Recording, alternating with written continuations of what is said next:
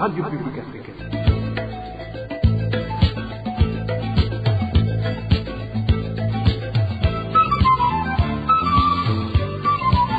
Radio Publique Africaine.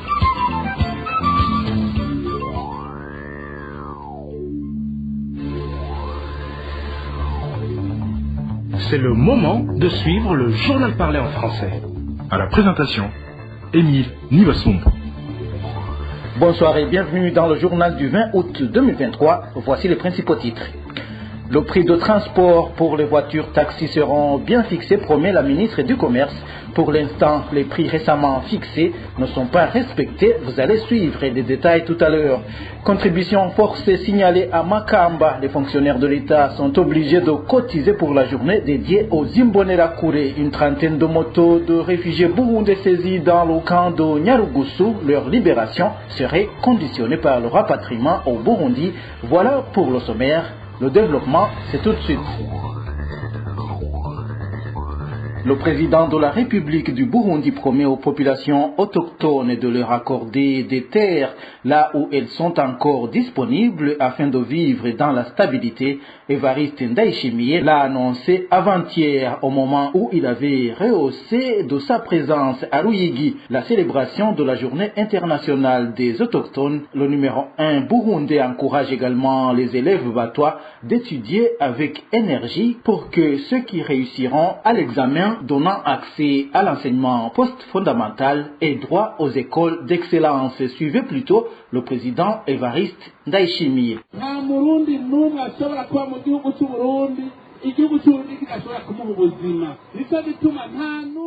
Aucun Burundais ne peut vivre au Burundi alors que le pays ne peut pas assurer sa vie. C'est pour cette raison qu'aucun Burundais ne peut vivre sans avoir une adresse. Nous nous sommes alors dit que chaque famille débattoir doit avoir une propriété cultivable afin de se sentir stable comme chez eux. Et ça, c'est une loi. C'est vrai qu'il y a des communes où l'on m'a signalé qu'il n'y a plus de terre de l'État pour les leur octroyer. Mais nous allons demander à chaque famille batois qui acceptera d'aller s'installer là où les propriétés sont encore disponibles et nous allons l'amener là-bas. Il y a une mesure que nous avons prise qui écarte les Hutus et les Tutsis. Par exemple, un Mutwa qui réussit à l'examen de la 9e année, même s'il n'aura pas obtenu beaucoup de points, sera directement affecté à l'école d'excellence. Et n'est-ce pas une ségrégation des Hutus et des Tutsis? Chaque élève Mutwa qui réussit à cet examen sera admis dans une meilleure école sans tenir compte de la note obtenue. Et voilà, aujourd'hui, ils demandent aussi qu'on leur vienne en aide afin d'étudier avec de la morale lorsqu'ils seront assurés au Minerval et au cahier. Je pense que le ministre a déjà pris note de tout ça et nous allons voir leur faisabilité. On appelle ça une ségrégation sainte et son excellence Monseigneur l'a entendu.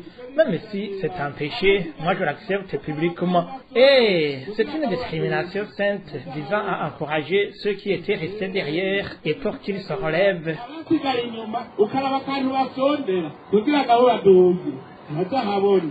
Évariste Ndayishimiye promet également d'apporter son soutien aux étudiants batois dans la réalisation de leurs projets de développement.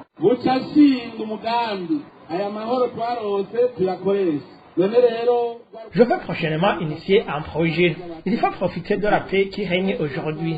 Alors que vous preniez le devant, vous les jeunes batois. Je me réjouis beaucoup lorsque je vois des jeunes batois qui sont déjà à l'université. Et vous m'avez vraiment béni. Et moi aussi, je vais faire de même. Où est alors le représentant? Il est où le représentant? Est-ce que vous êtes au nombre de combien à l'université? 80? Ah, comme vous m'avez béni, je vais moi aussi vous bénir. Vous avez une association?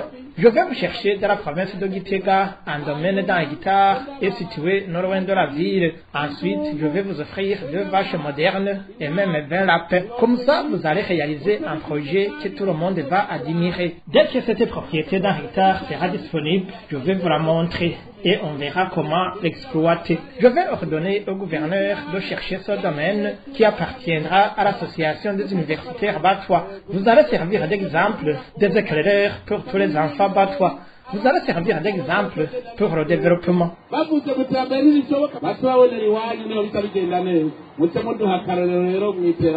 Je vous le disais en titre, il y a des grognes chez les fonctionnaires de l'État de la province Makamba suite à la contribution forcée liée à la cérémonie de la journée dédiée aux Imbonerakure. Ces fonctionnaires de la province Makamba estiment que c'est une injustice. Les détails avec Elvis Nyomungere.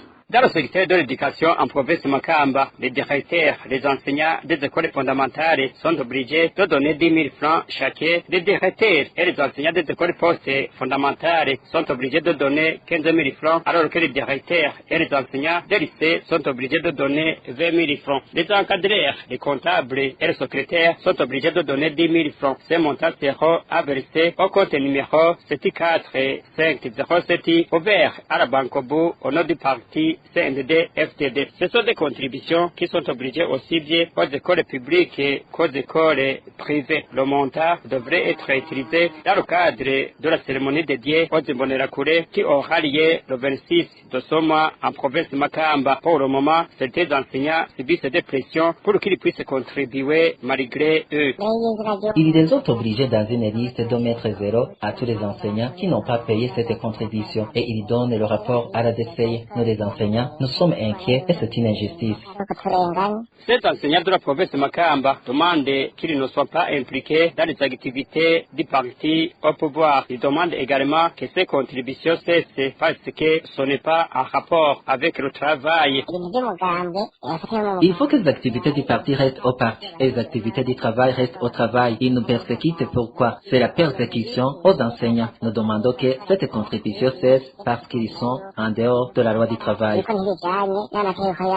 Nous n'avons pas pu joindre le président du parti CNDD-FTD en province de Makamba pour donner des éclaircissements. Dans un instant, nous parlons des prix de transport en commun. Je vous le disais également en titre, les conducteurs des voitures taxis ne respectent pas les nouveaux tarifs de transport récemment fixés par l'État. Ils disent que s'ils les respectaient, ils travailleraient à perte. Ils évoquent la montée du prix du carburant et celui des pièces de rechange. Plus de détails avec Danny Claire, il la trouve. Lorsque l'État a récemment fixé des tarifs des tickets de transport en commun dans tout le pays, les conducteurs de taxi-voitures de transport en commun de type Probox n'ont pas été satisfaits. Ceux empruntant l'axe Gitega-Bujumbura ont manifesté leur insatisfaction en observant un mouvement de grève de quelques jours, tandis que ceux qui empruntent d'autres axes ont continué à travailler, mais sans respecter les nouveaux tarifs. Cela étant, actuellement, ces nouveaux tarifs sont appliqués par ceux qui transportent les passagers à bord de bus de marque Quaster et IAS. Les conducteurs de voitures taxis de marque Probox ne respectaient pas ces tarifs.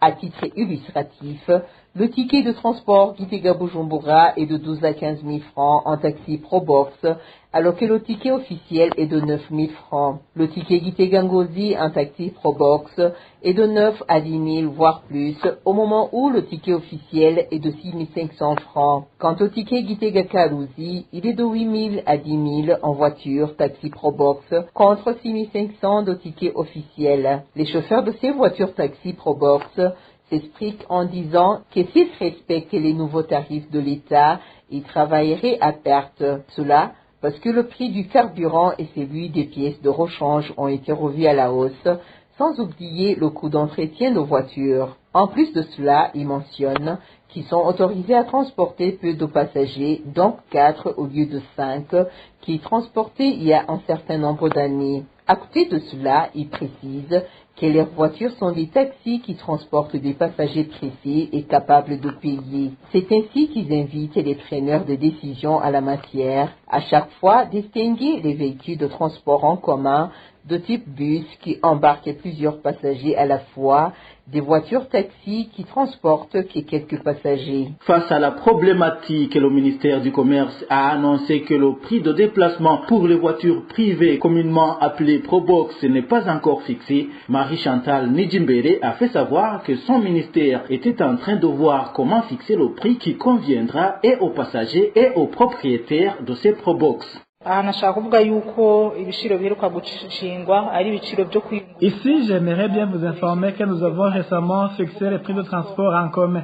Après avoir fixé ces prix, certains gouverneurs des provinces nous ont signalé qu'il y a un autre moyen de transport très sollicité et rapide, à savoir le transport par taxi-voiture, communément appelé Probox. Les gouverneurs ont demandé qu'on puisse également réguler les prix de ce moyen de transport. Nous avons pris au sérieux cette proposition et d'ailleurs, au niveau de la Direction générale du transport, nous avons commencé d'y réfléchir. Je ne peux pas confirmer qu'on travaille maintenant sur tous les axes, car vous comprenez que le transport par Probox se focalise notamment sur les axes non fréquentés par des bus.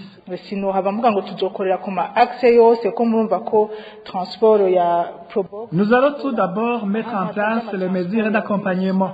Et je vous remercie énormément pour vos propositions et recommandations afin qu'on puisse fixer les prix de transport par Probox acceptables non seulement par les passagers, mais aussi par les propriétaires de ces voitures de type Probox.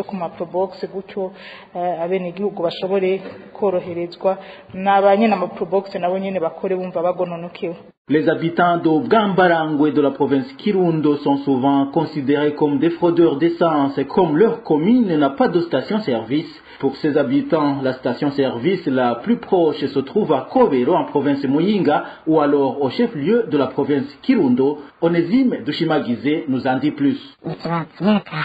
C'est un sérieux problème et ça nous perturbe énormément. Le pire est que le gouvernement nous empêche de le faire à notre façon alors qu'il ne nous aide à rien. Le gouvernement devrait nous construire des stations-service pour que nous ayons du carburant avant de nous empêcher de nous débrouiller.